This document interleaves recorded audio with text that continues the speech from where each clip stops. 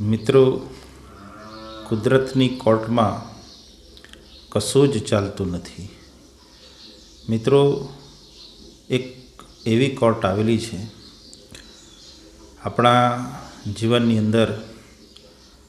એ કોર્ટમાં બધો જ હિસાબ એ કોર્ટમાં નોંધાતો હોય છે.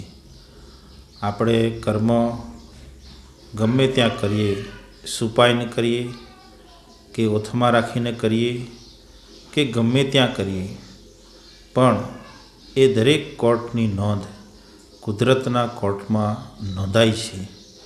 કારણ કે આખા વિશ્વની એકમાત્ર એવી કોર્ટ છે કે જ્યાં વકીલ હોય, ગમે એવી દલીલ કરો, ગમે એવો જજ હોય, એની સામે એ કોર્ટનું કશું જ ચાલતું નથી. એટલે એવી કોર્ટનું નામ એટલે કુદરતની કોર્ટ.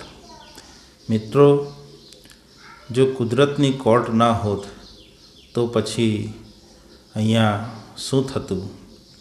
કેમ કે અહીંયા પણ કોર્ટ છે, સેશન કોર્ટ છે, જિલ્લા કોર્ટ છે, હાઈકોર્ટ છે, સુપ્રીમ કોર્ટ છે, પણ એની અંદર કેસો તારીફ પે તારીફ, અને એમાં નિર્દોષ કે દોષ કે એ બધું દલીલ ઉપર ચાલે. ન્યાયતંત્ર ઉપર અહીંયા બધા કેસના ચુકાદા થતા હોય છે, અને ચુકાદો થયા પછી એની આરોપીને સજા થતી હોય છે. પરંતુ એક કોર્ટ હજુ ઉપરની પણ છે. એ કોર્ટની અંદર માણસનું કશું જ ચાલતું નથી. એ કોર્ટમાં દેર છે પણ અંધેર નથી. એટલે એને કહેવામાં આવે છે કુદરતની કોર્ટ. આજે તમે જે કંઈ કરો છો, ખોટું કરો છો, સાચું કરો છો, એની તમામ નોંધ આ કોર્ટમાં લેવાતી હોય છે.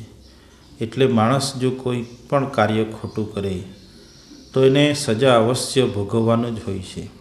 કોઈ પણ કામ તમે લીગલી અનલીગલી, સારું નરસું જે પણ કરો છો, એનું બધાનું ફળ, બધાનું પરિણામ આ કોર્ટ દ્વારા આપવામાં આવે છે.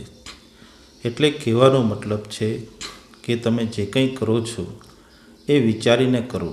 કર્મ કરતાં પહેલાં 100 વખત વિચાર કરો કે આ કર્મ મારા માટે કરવા લાયક છે? હું એ કર્મનો અધિકારી છું? મારા માટે આ કર્મ ખરેખર કરવા યોગ્ય છે કે કેમ?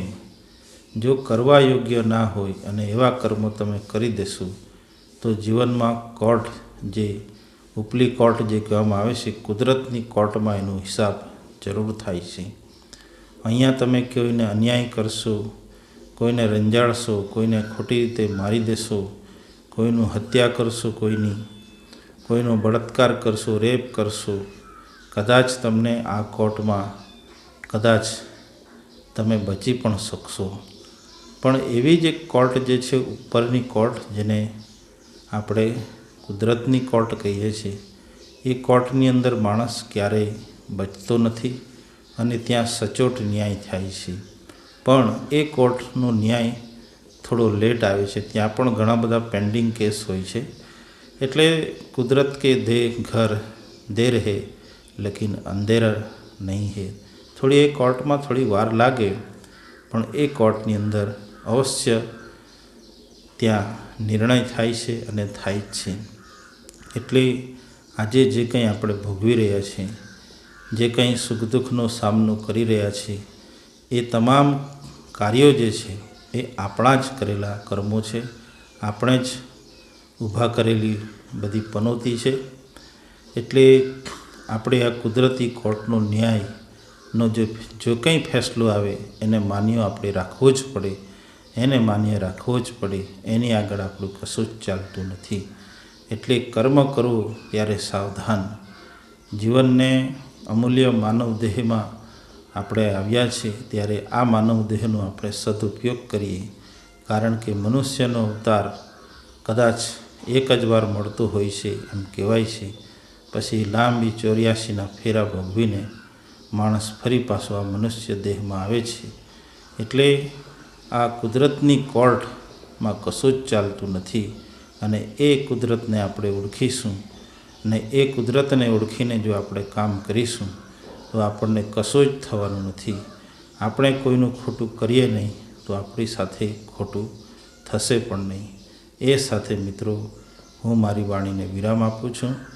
આ વિડીયો તમને પસંદ પડે તો તમારા મિત્ર મંડળને અવશ્ય કરજો, લાઈક અને સબસ્ક્રાઈબ કરજો. અસ્તુ. જય હિન્દ, જય ભારત.